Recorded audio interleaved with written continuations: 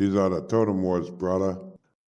Aloha, friends and race fans. Welcome back to Griffin's Old DIECAST Motorsports and Season 2 of the Totem Wars. This is Episode 3, and we have our first two challengers set to take on the Totem.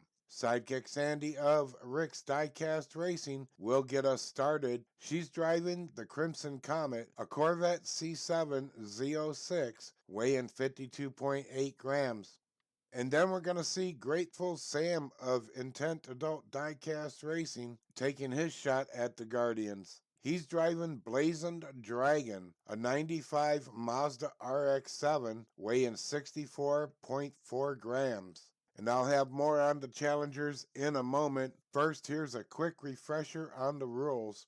In the Guardian Challenge, cars will rotate lanes for the first two races. If there's a third race required, the fastest lap will earn that inside lane to start. And of course, a car must have its roof to the sun when crossing the finish line in order to score that win. If both cars DNF in a race, they will not restart. A maximum of 3 chances is all you get. In the case of a 1-1 tie, the driver with the fastest lap time will be declared the winner. If the challenger wins, they can then challenge the Totem drivers. These are one-and-done races. Starting with the 10th place Totem driver, the challenger races their way up the Totem until they are defeated or take over that number 1 spot. The challenger always draws the outside start lane versus the Totem drivers. If both cars fail to cross the finish line, the challenge is over, and the challenger will hold the last position won. The defending driver remains in their original position, unable to continue to challenge the Totem. The Totem Wars will continue with the next two Totem drivers. Now on to today's challenges. Sidekick Sandy will have to get past the Djinn of Spectre Racing, a second-year veteran of the Totem Wars, and Harbinger, her Corvette C7 Z06. Challenger and Guardian are both virtually in the same car, so this will be between the drivers and the mountain. Will the girl from Kansas see her dreams come true at the end of the lava-slicked road? Let's get to the top and drop that green flag. Alright, here we go. Sidekick Sandy's going to start off on the inside lane, the Djinn on the outside. There's the green, and we're off. The Djinn had a little bit of a lead there on the dividing straight. Sidekick Sandy taking over and through the calamity corners. The Djinn wipes out up on the dragon's spine. And Sandy is across the line with a sub 7-second time. Nice. And there's the Djinn. And we switched lanes, and now we got the Djinn on the inside. She needs this one to tie it up. They're off. Sandy had a little bit of a nosebleed there on the divided straight. The Djinn takes over going into calamity corners. Gets a little high on the exit, allowing Sandy to catch up. Now she's falling back again. And it's the Djinn over the line. Sandy with a little kiss at the end there. But Sandy also had the fastest lap time, so she's getting the inside lane for the tiebreaker. Is she off to see the wizard, or does the flying monkeys catch her? Whoop, Catman lost her.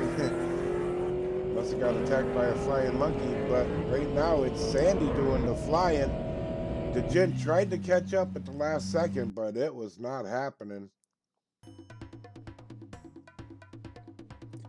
Sandy's going to the big show. Our second challenger, Grateful Sam, is on the starting line, and he'll have to get past Dana Bishop, a GDM racing team driver, making her debut as a Totem Guardian. She's driving Shaka, a Jaguar I-Pace E-Trophy weighing 64.7 grams. These two cars are close in weight, but totally different in profiles. The I-Pace came off the production line with a winning record and many haters. Now, does Sam and his RX-7 have what it takes to outrace the I-Pace? Let's drop that green and see. All right, Grateful Sam starting on the inside in blazing that golden Mazda RX-7. There they go.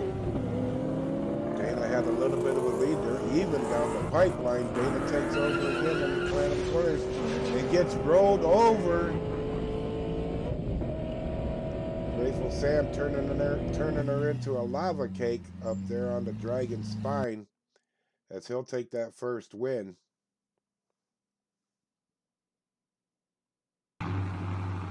And we switch lanes, and Dana Bishop on the inside with that eye pace. Can she tie it up? Almost even on the divided straight, but then Dana just puts it all out there. She's already through Calamity Corners, down Leaky Leaky Road. Oh, and Sam just wiped out back there. I heard it. And Dana's across the line on the 7.03. And now Sam's doing his lava cake impression. First time with this camera angle here, so I thought I'd make use to it. And we caught Sam lava caking. Gotta keep your roof to the sun, Sam. Dana Bishop had the fastest lap, so she's got the inside. Sam really needs this if he wants to move on to challenge the Totem drivers. Dana takes off like a bat out of hell. Look at that eye face go. She's giving it everything and then some. Down Leaky Leaky Road, gets a little drifty. And Sam skids out on the final straight coming out of the cavern turn. They lost control there, and he is not going to the party. Sorry, Sam.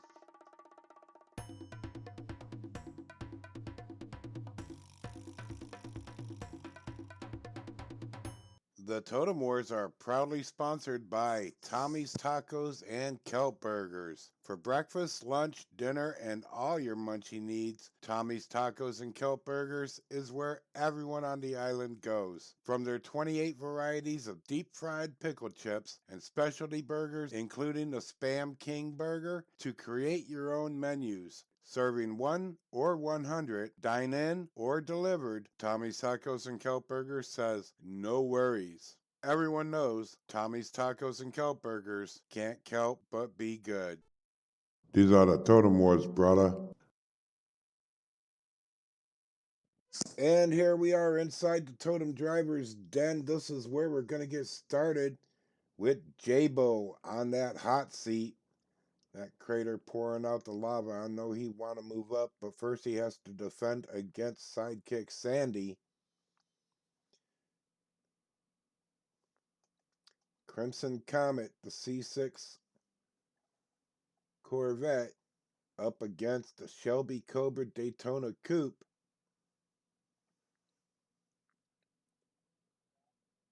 Jabo has the weight advantage here. Let's see who's going to do the moving, who's going to do the shaking. There's the green. There they go. Jabo takes the lead on the divided straight into Calamity Corners. Sandy hot on his tail. He gets a little... Oh, she got up on the side and he just jumped her right off the raceway. And karma be karma. And he stalled out before he could cross the finish line. Get emergency services over to Sandy. That looked like a rough landing right there. Jabo runs her off the road. Maybe he lost control. Kind of looked like he was out of control himself right there. But takes her off the road, turns her into a lava cake. And neither one are moving on. So it's going to be Devlin Hawks, the number 9 driver, going up against Jai Ito, making his second appearance since his time off for his injuries last season.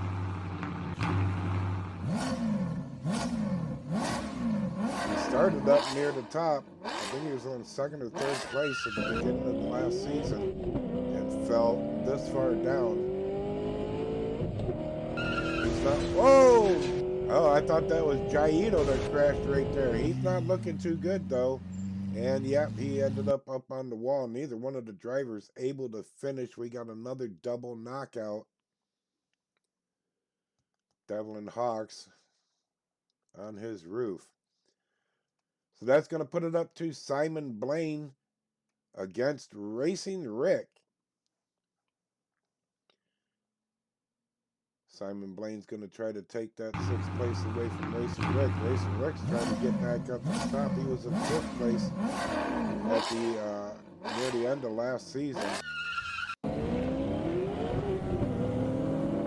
Rising Star blazing through Calamity Corners.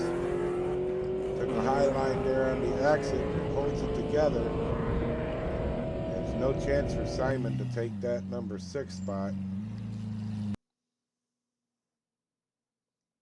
With a 7:22 for Racing Rick, he now gets to challenge our next totem driver, and that's going to be Suki Kyoto. Now, don't mind the number 4 right there. I just forgot to change it in the driver's cards. But she is currently in 5th place. She was knocked down by Thunder Girl, who we'll be seeing later on. Suki on the inside takes that advantage into Calamity Corners. That's where she lost it last episode when she actually lost her position. But she says not this time with a 6.77. Blazing the way, one of our fastest times for our totem drivers so far this season. And now number 5, Suki, is going to take on number 4, Thunder Girl. You see, they switched places last week. I just forgot to change the numbers. Thunder Girl, Chase Family Racing out of the mighty state of Massachusetts. And that Buick Wildcat has been laying out totem drivers left and right. There she goes, outrunning the cameraman right there in the Calamity Corners. Suki's hot on her tails, trying to trying to catch up. Ended up bouncing off the wall, and there was no chance. Thunder Girl saying, "No way, not today."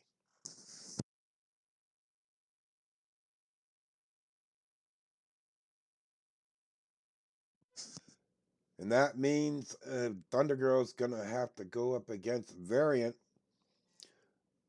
Talk about a shooting star. Variant has just went up this totem pole, totem ranks as fast as lightning. 2 great competitors. I don't know what happened to Thunder Girl right there. She got up on the median in the divided straights. And whoa, that was close for Variant. He did manage to finish. And there's Thunder Girl up on a divided straight just before the pipeline. See what happens here.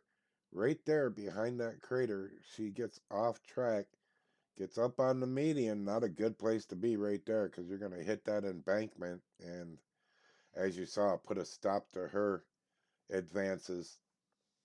Variant versus Morgan Stark, our number 2 totem driver in Ravager. She has worked her way up through the ranks, and Variant will very much like that number 2 spot. He's got the lead right now in the divided straight. Morgan takes over in the pipeline. Variant hot on her tail. Variant spins out on the exit of Calamity Corner. And here he comes again in reverse. Almost got up alongside her. Ended up tapping her in the bumper instead, but wow, what a charge at the last second. Morgan Stark versus our number 1 driver, Priestess, who is yet to be defeated since the beginning of Season 1. Porsche 935 versus a Nissan Sylvia. There goes Priestess. Flying through Calamity Corner. Oh, did a 180 on the exit there. Sound like Morgan spun out too. And Priestess is going to keep her number 1 spot. Hail to the Queen.